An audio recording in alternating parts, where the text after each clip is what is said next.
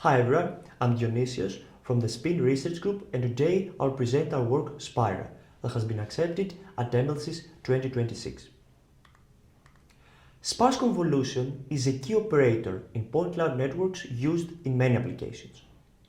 Sparse convolution includes a mapping step and a feature computation step. Prior works incur significant pre-processing and post-processing overheads in the mapping step. We identify that sparse convolution operates on voxel data that have inherent structural properties that existing works do not fully exploit. We designed Spira, the first voxel property-aware sparse convolution engine for point cloud networks on GPUs. Spira is open source and significantly improves inference performance on various GPUs. Let's start with some background.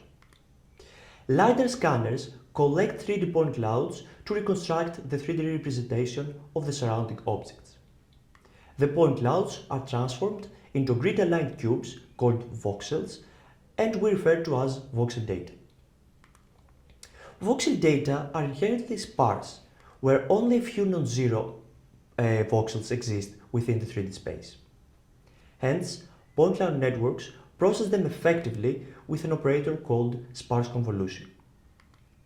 Sparse convolution preserves the sparsity pattern of the input in the output.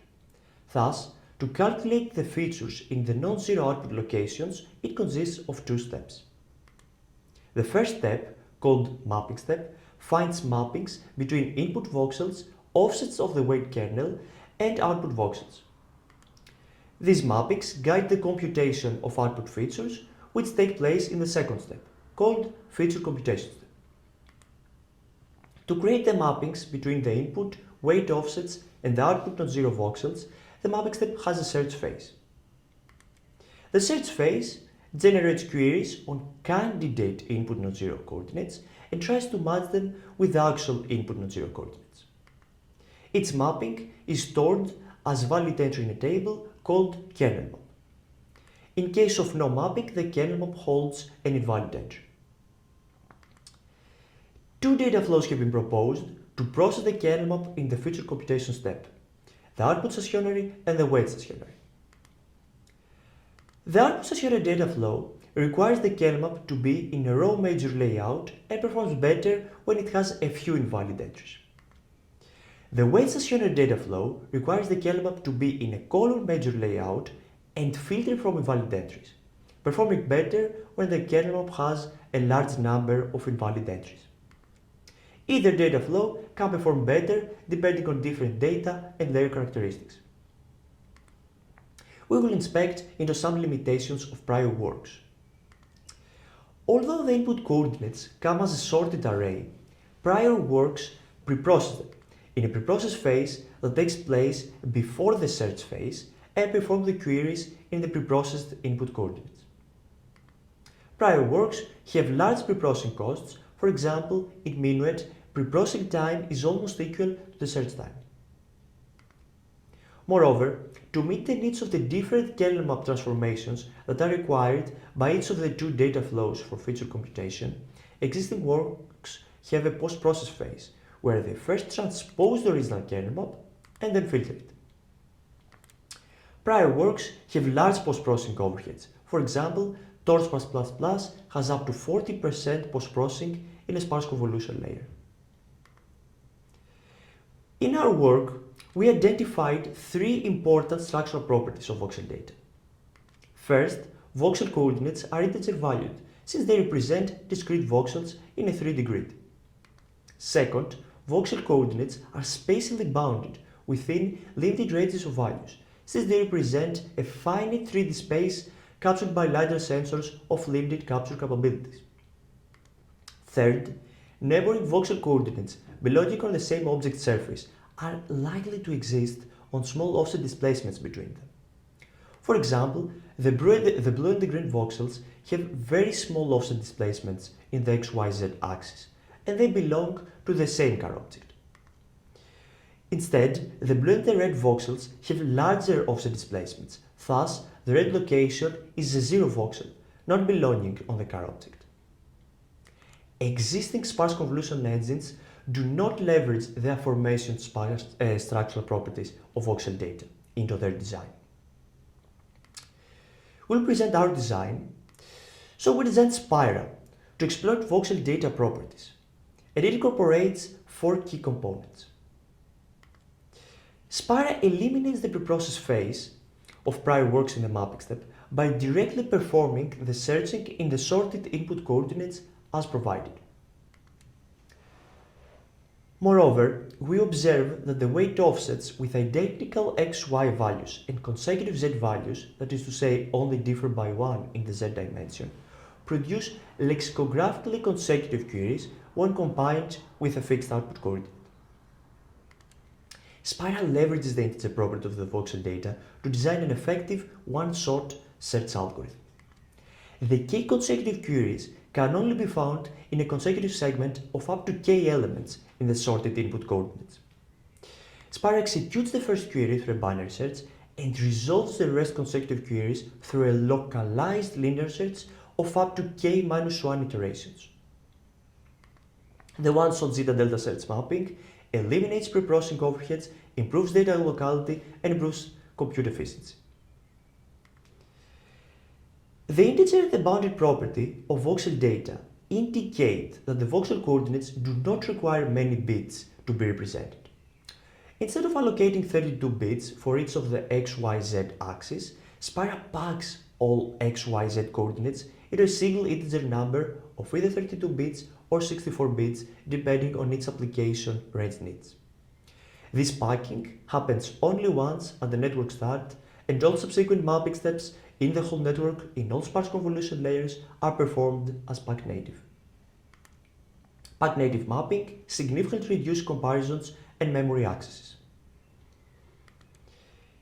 The neighboring property of the voxel data indicates that columns in the kernel map that correspond to smaller offset displacements have more valid entries than those that correspond to larger displacements.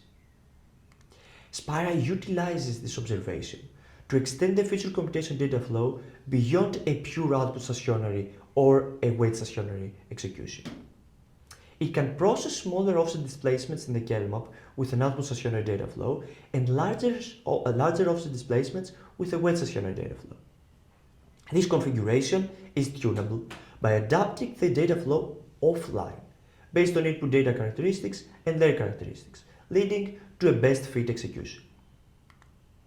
Spira also minimizes the preprocessing costs in all 3 data flow scenarios. In the case of a hybrid dual data flow, the kernel map is directly materialized in a column major layout.